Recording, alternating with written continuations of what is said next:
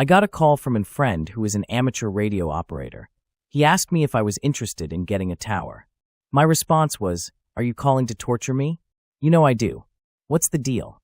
His friend was in the process of selling his deceased father's house. There was an antenna tower on the property. The realtor told him that in order to sell the house, the tower had to go. His friend was offering him the tower if we took it down. My friend already had a tower and was only interested in the antennas. He told me needed a truck and a trailer and a 2-person ground crew. One quick call to my brother-in-law, and it was a deal. The problem with the tower was that it was leaning 8 degrees at the base. Now extend that over the 64-foot length of the tower. A scary climb. This was the result of installation errors. First, it was located near the house, where 2 drains from the roof flowed to the ground. Second, the area around the tower was covered with P-rock. The P-rock helped hold in the moisture, making the ground very soft for the cement base. The third mistake was the fact they did not use any type of earth anchor to keep the cement base from rolling and tipping. When a tornado came through the area, the wind pushing on the tower caused it to lean. There the tower sat for 20 years, until we brought it down, refurbished it, and installed it in my backyard. Even though many amateur radio operators in my area have towers, a tower is not considered an essential element to be successful in making amateur radio contacts. A word of caution is also needed.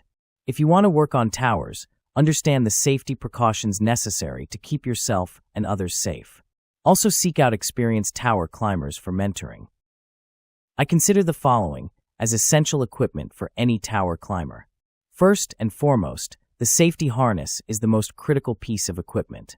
The safety harness is designed to allow a fall suppression system to be attached to the climber. Notice the rings at the waist.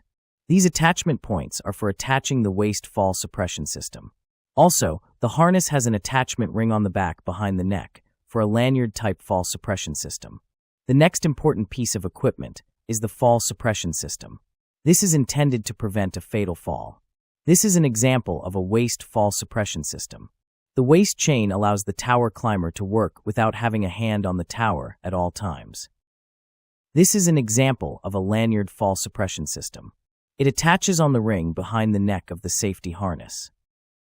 The climbing helmet protects my head in case of a fall, or in reality, I bump my head on the tower while working. I also use a pair of heavy leather gloves to protect my hands on the sharp steel.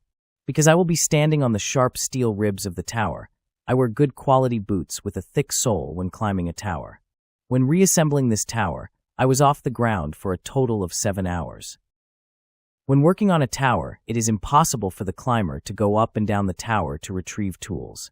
Every trip up and down the tower increases the chance of a fall, related to fatigue. So the easy solution is to use a rope and pulley system for the tool bucket. The ground crew can raise and lower tools to the climber. The bucket can be latched to the tower by the climber, so the current set of tools needed are readily available. Once the tower arrived at its new home and inspected, the biggest concern with the tower was the rust. To stop the oxidation, I first pressure washed the tower and let dry for 24 hours. Then bathed the tower in straight vinegar. The focus was to clean out all the nooks and crannies. Every inch was bathed in vinegar. Then it was left to dry. After the tower was dry, the process of recoating the tower began. To recoat a galvanized steel tower, use an aerosol can of cold galvanizing compound. The tower consisted of 8 sections, and each section was 8 feet long. It required 2 cans of cold galvanizing compound for each section. This was done in 2 steps. 1 can of cold galvanizing compound was used for each section and was left to dry for 24 hours. Then each section was again sprayed and left for 24 hours. The before and after pictures show a striking difference in the tower. The tower looks brand new. Not bad for a tower originally built in the early 1980s. Now that the tower is ready, we have to find a spot to put it. An important part of preparing the tower site is the utility location mapping. This is a free service. It will help you prevent injuring yourself by hitting a utility line, or even worse, a gas line, while digging the hole for the base, as well as the bases for the guy lines. Now the heavy work begins with digging the hole for the base of the tower. The dimensions for the base of the tower will be 4 foot by 4 foot and 3 feet deep. This hole will accommodate 2 yards of cement, which will weigh approximately 8,000 pounds.